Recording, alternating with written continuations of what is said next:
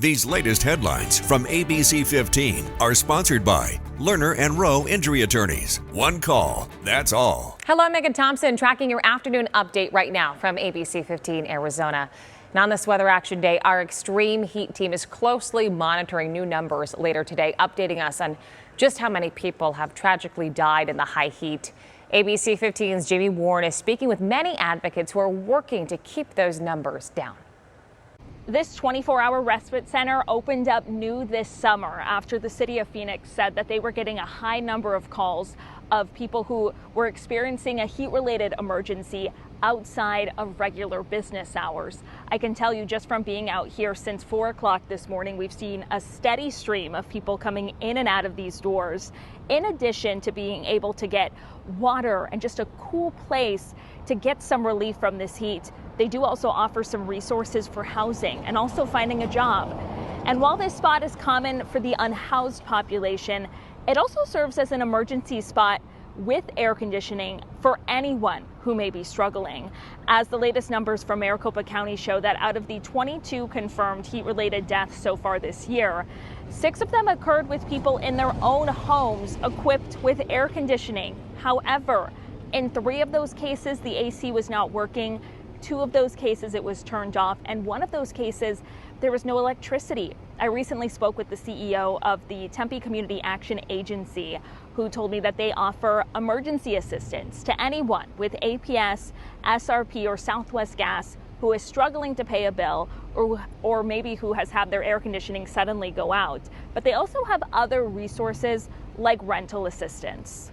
What is the biggest concern right now that you're hearing from families? We don't see rent prices coming down. We don't see incomes growing at a rapid rate. And so people really feel kind of hopeless that there's not a solution. Some of our programs are really, I can't serve anybody other than Tempe, but for the most part, we have flexibility. If you are low income, vulnerable, and in need, please raise your hand. And if we can't help you, we'll get you connected to a resource that can. And another thing to keep in mind here is just to be as proactive as possible. Seek help right away. Do not wait until it is too late. Reporting in Phoenix, Jamie Warren, ABC15 Arizona.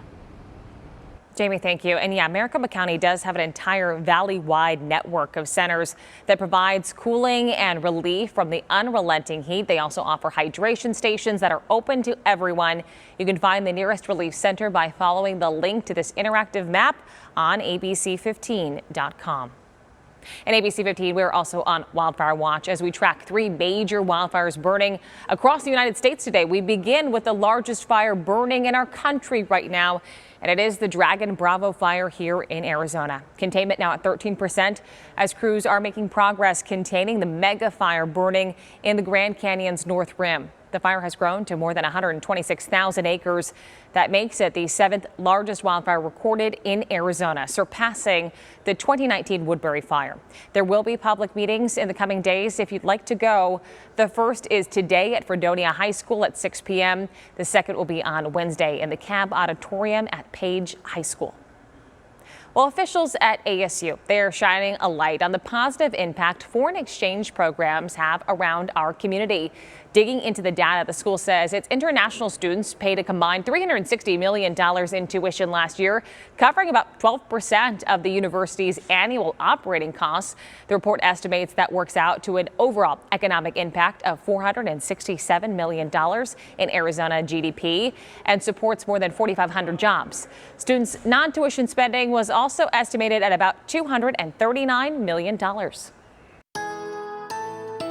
It is another ABC 15 Weather Action Day as we're tracking another round of extreme heat here in the valley. My meteorologist Jorge Torres starting off with temperatures on your Tuesday morning in the mid-90s, 106 at midday, and temperatures exceeding 110 yet again. A little hotter than yesterday. We topped it at 112 on Monday. Today, 113. That's still below the record of 116. That was set back 2 years ago in 2023. Northern Arizona today, high staying in the 80s and Flagstaff, 90s for Heber and Shola, with 100-degree plus temps across central and southern Arizona too, including in western parts of the state. Extreme heat warnings take effect Wednesday for at least Mojave County, other locations already in effect, including the valley and to the south and the Grand Canyon below 4,000 feet. Your 7-day forecast showing those temperatures getting hotter and hotter through Thursday. That's 118 in the valley. The chance of rain does return by Friday. Flagstaff will hold on to some isolated to scattered storm chances over the next several days.